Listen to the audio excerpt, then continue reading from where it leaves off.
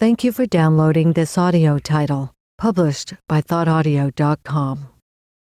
The Enlightenment of Edward the Billy Goat, written and narrated by Michael Anthony Scott, produced by thoughtaudio.com. Once upon a time, there was a delightful little billy goat named Edward, who lived high on the side of Kensington Mountain, overlooking the beautiful Noir Valley.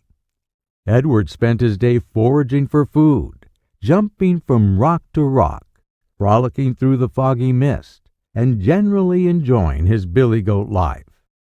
Edward lived a simple and tranquil existence, and appreciated the fact that living high on Kensington Mountain provided him safety from hungry predators and distance from the craggy world below. One day, Edward spotted a two-legged creature sitting in a beautiful meadow. It had its legs crossed, eyes closed, and its palms resting calmly on its knees, facing upward toward the sky. He had never seen a creature like this before on his mountain. From what Edward could tell, it appeared sublime and peaceful, even though its body inexplicably twitched, as if haunted by an electrical current. As Edward continued to gaze at the being facing him, it seemed to present no outward sign of danger. It wore a black Sabbath t-shirt, old blue jeans, uniquely laced $250 Puma tennis shoes, and black thick-rimmed glasses. By his side was a crooked wooden staff yanked from one of the trees in Noir Valley, and a huge jug of dark IPA ale. Edward's curiosity was piqued, and he decided to investigate the peculiar creature who had ventured so high up Kensington Mountain. As Edward moved closer to the creature, it appeared to have its eyes half shut as it breathed in and out with short, wheezing sniffles. Its body swayed from side to side as if attempting to find its balance as the bothersome twitching continued incessantly. Suddenly, the creature straightened up, snorting and gasping, and then lulled itself back into a swaying motion, as if it were fast asleep once again. What an odd way to nap, Edward said to himself, as he got within a hair's breadth of the creature's nose, sniffing up and down the lanky body of the enigmatic stranger. Without notice, the creature's eyes popped wide open. Edward jumped backward high into the air, ready to flee at any sign of danger. However, the creature merely smiled when he saw the young billy goat in front of him. "Hello, Billy Goat," said the creature, in a calm voice. "How are you today?" Edward flew into the air once more when he heard the creature talk.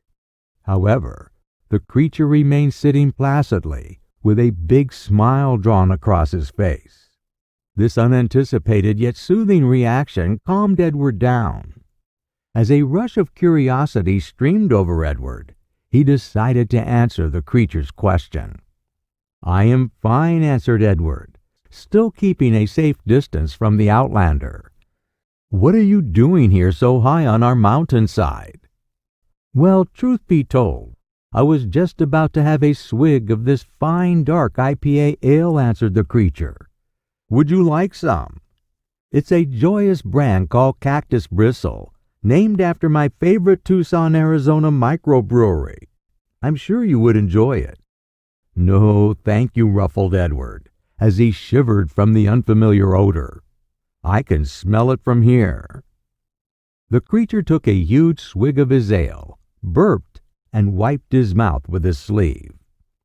Edward watched this perplexing ritual take place with wonder, as he slowly lurched forward and asked, "What is your name, creature?"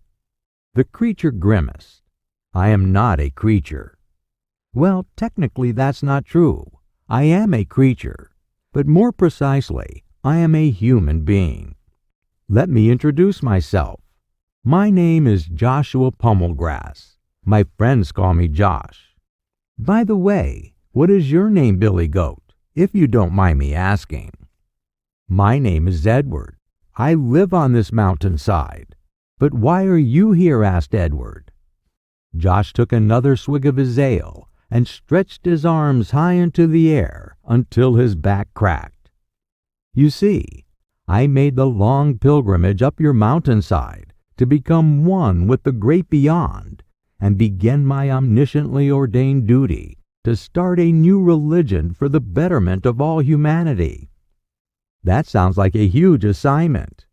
Is that why you were sleeping in such a strange position? Asked Edward, still wary of the being in front of him. I know it looks like I'm sleeping, but it's what we humans call meditating, Josh answered. There's a big difference. Sleep is what every living creature on the planet does. Meditation, on the other hand, is an elusive mental process used by aspiring contemplative monks like me. Edward gasped with wonderment. If meditation is not sleep, even though it looks like sleep, then maybe I don't quite understand what meditation means. Josh let out a muffled laugh. He took another swig of ale, slowly began tapping his fingertips together, and continued his explanation. Meditation is a discipline where the practitioner sits still in one place for days on end, attempting to stop their mind from whirling on the world's irrelevancies. After years or even decades of regimented practice, the world's dastardly influences vanish, unearthing a glowing white light hovering in complete darkness inside the soul. Remaining laser-focused on the light results in connecting with the all, until one day achieving enlightenment. Once a person gains enlightenment, they begin to hear the resonant tone of the infinite. Once in touch with the tone, the practitioner receives special superpowers. That's the sweet spot of meditating. Sweet spot? Is there food involved? Asked Edward. Finding food mentioned is part of an intricate cognitive process confusing. No. The tone's superpowers usually involve ultra-heightened abilities that meditative monks use to accomplish their preordained destinies while hovering above the noisy world around them, answered Josh. I haven't hit the sweet spot yet. I'm still at the stage of trying to stop random irrelevancies from bouncing around inside my head, but I'm working on it. Josh stopped to reposition himself and then took another long swig from his jug. You see, Edward, I've learned all this from a plethora of books I bought online. My immediate objective is to leapfrog the long-term aspects of meditating and gain enlightenment in a matter of weeks. After I accomplish that, I will compile what I've learned into an exclusively branded metaphysical manifesto called the Billion Gazillion Invisible Threads of Existential Being, Gaining Enlightenment in Less than 2 weeks. It's going to be a bestseller and is the basis of funding a global religious enterprise that will profoundly change civilization. I just have to finish my research, start writing it, find a publisher, and of course connect with the all through the meditative process. Edward was flabbergasted. You speak like Kolfaba, the wisest billy goat on the mountain, said Edward. Kolfaba says that the mysteries of our billy goat life remain hidden because the mountain keeps them stored away in a huge vault hidden deep in its belly. Then one day, when the mountain is no more, the mysteries will shine upon the world like the day's sun. Josh nodded his head in approval. That's very poetic, Edward. I want to meet your Kolfaba. However, publishing a best-selling metaphysical manifesto is merely the start of my venture.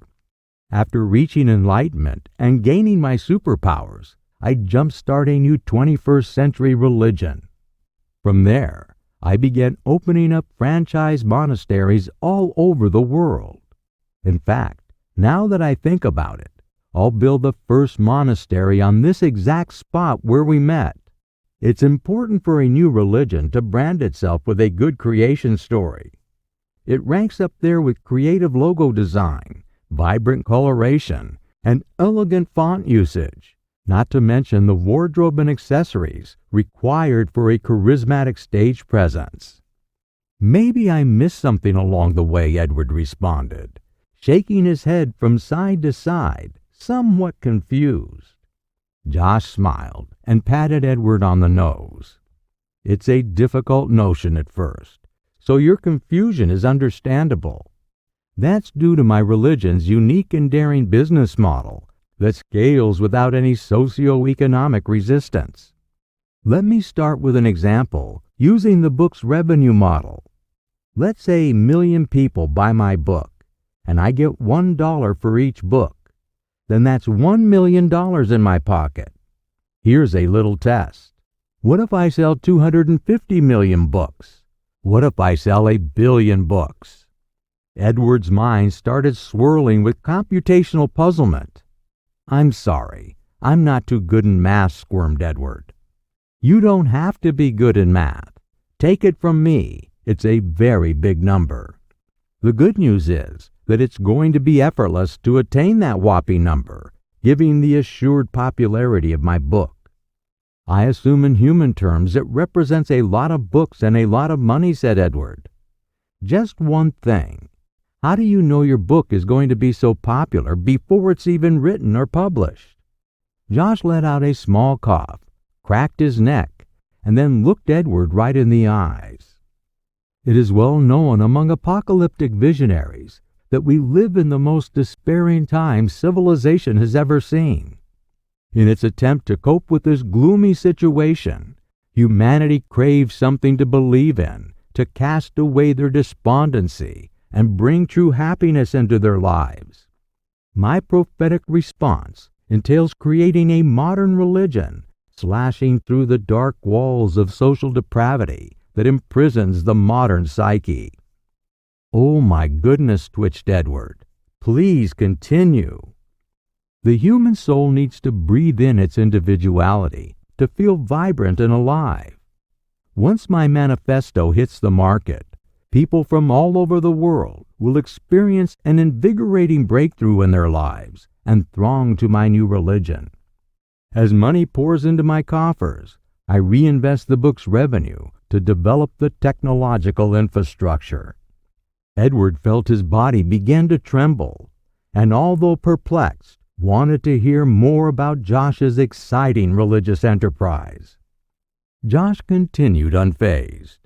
You see, Edward, the world is going through a psychological rough patch and suffers from an avalanche of depression and highly nuanced cognitive dissonance. Technology collapses the world into bite-sized pieces of mind candy. People gorge themselves on dank memes and social media concoctions, causing a rash of psychological addictions.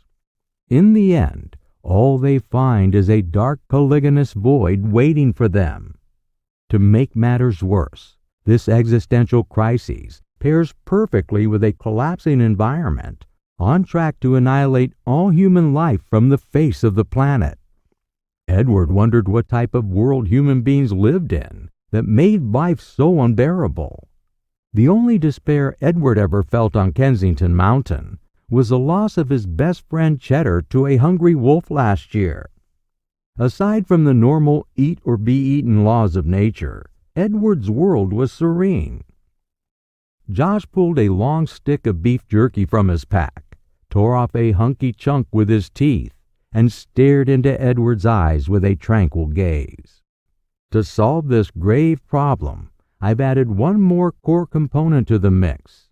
In my estimation, the one missing ingredient in all human institutions, in fact, in all human endeavors, is the need for every individual, regardless of birthright, riches, or social status, to gain an unimpeded path to perfection. Edward gasped in awe. Josh straightened his back, closed his eyes momentarily, as if pondering to find his next words, and continued his explanation. Historically, civilization sought democracy as the ideal solution to human happiness. Obviously, that particular age of reason idea failed. Edward was confused about the term democracy, but he understood failure in the face of so much human suffering. Josh continued his explanation as Edward's eyes began to sharpen to a pinpoint focus. The question is, why did it fail, and what should replace it? You see, Edward, the cornerstone of democracy is one person, one vote. Voting is merely access to selecting government leaders. It touches nothing else in a person's life, hence its failure. Perfection, on the other hand, covers all aspects of a person's life. If every individual in the world walked around as a perfect human being, the result would be exhilaration and personal contentment, not to mention world peace. The only problem with perfection is that people don't want to make a monstrous effort to achieve it. As you well know, perfection requires the need for innate talent, rigorous discipline, and relentless persistence. Yet the fact remains that most people have no talent. They abhor discipline and stop working on their dreams at the first sign of trouble. Sure, there are a few natural roadblocks that the individual can't control, but most people are lazy, lack ambition, and do not harbor anything resembling talent. Yet they yearn to romp at the top of the social pyramid. "The suspense is killing me, Jason. Tell me more," Edward blurted. You see, Edward, the humongous proceeds of my book allow me to monetize perfection with a secret sauce e-commerce app that makes perfection available to anyone willing to pay for it. All they have to do is download the app and sign in with a credit card or PayPal. A menu of certified perfection levels pops up, offering perfection at different price points, from startup pricing that most anyone can afford, expanding to ultra levels of perfection designed for wealthy perfection seekers and corporate sponsors. With an initial perfection purchase, the buyer automatically becomes a member of my new religion. They receive a downloadable, serialized, and uniquely decorated monastery perfection certificate for each perfection level. They are eligible for upgrades that include merchandise, software plugins, never-ending workshops, and luxury cruise getaways. As converts continue to upgrade, they start collecting certificates and begin trading them through our arbitrage exchange centers located in our franchise monasteries all over the world. In a few years, we begin banking services and offer monastery credit cards. As my pro forma spreadsheets indicate, there's nothing left but listening to the all's tone go cha-ching. As everyone knows, Edward, spreadsheets don't lie. Edward's head nodded up and down, awed at the genius of Josh's business model. In a fit of joy, Edward grabbed Josh's jug of IPA ale and began sloshing it down.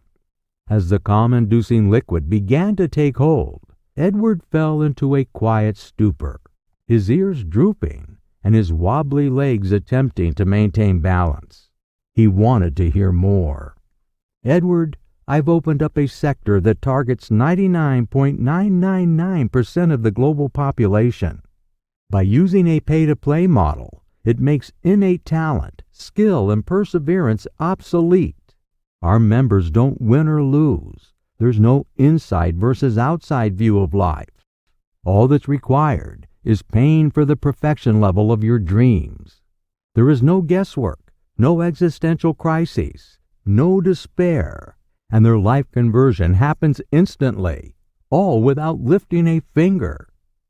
The big bonus is that it's all tax exempt because it's a religion and not a commercial enterprise. It's destined to make me the richest individual in the history of the world, along with my early investors." "Amazing," squealed Edward. "A no-effort, everyone-wins social buffet of perfection, certified by collectible monastery perfection certificates, a franchise chain of monasteries, banks, and arbitrage exchange centers, generating billions of dollars in revenue, all tax-free, while creating the richest people in the history of existence, jump-started by a best-selling manifesto." Edward's mind was buzzing. He began calculating the difference between his role as a simple billy goat residing on Kensington Mountain versus becoming a big-time ground floor player in a disruptive pay-to-play global religion. As Edward sauntered in an IPA ale phantasmagorical ecstasy, he blurted, "I want in." Epilogue. Over the next 6 weeks, Jason and Edward huddled in a grass hut think tank, creating a launch strategy to make Josh's religion and financial visions come true. They christened the hut the Noir Valley Monastery. They began the arduous task of creating the monastery perfection certificates. Alas, the effort never made it to the finish line. Josh ran out of money and IPA ale in his attempt at finding the right design, fonts, and coloration for his certificates, not to mention his priestly ensemble. His dire situation forced him to return to his job in the craggy world below. Although on a happier note, before Josh left, he anointed Edward with a sainthood in his religion, knighting him Saint Edward the Enlightened. He bestowed on Edward his crooked wooden staff, appointed him pontiff of Noir Valley Monastery, and then bid him farewell. Edward, now Saint Edward the Enlightened, transformed the staff into a sacred relic as his first act of sainthood, renaming it the Sacred Staff of Noir Valley. Today the sacred relic is legendary for its healing properties and producing profound mystical illusions of perfection. He used his self-ordained power of papal infallibility to decide on the right fonts and coloration for the design of the monastery's perfection certificates, and began to sell millions of them online. He doubled down on his infallibility power by creating a wondrous papal ensemble that became the talk of Kensington Mountain. Edward lived out his life in luxury until the same wolf that claimed the life of his best friend Cheddar also consumed St. Edward the Enlightened. As time passed, a new generation of billy goats inhabited the mountainside. They spent their days foraging for food, jumping from rock to rock, and frolicking through the foggy mist, as they did in the ancient days of St. Edward the Enlightened. We hope you enjoyed this interesting audio title. For more information on all of our titles, please visit us at thoughtaudio.com.